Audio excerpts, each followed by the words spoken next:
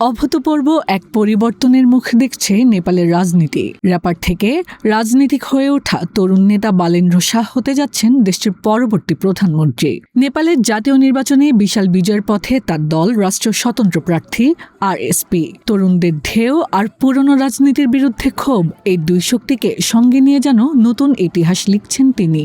গত বৃহস্পতিবার অনুষ্ঠিত নেপালের সাধারণ নির্বাচনের প্রাথমিক ফলাফলে দেখা যাচ্ছে বালেন্দ্র শাহের দল ইতোমধ্যে সরাসরি নির্বাচিত প্রায় ১০০টি আসনে জয় পেয়েছে এবং আরও একাধিক আসনে এগিয়ে রয়েছে। তার বিরোধী প্রার্থী ৪ বারের সাবেক প্রধানমন্ত্রী কেপি শর্মা ওলির দলের ওপর থেকে মুখ ফিরিয়ে নিয়েছেন দেশটির সাধারণ মানুষ।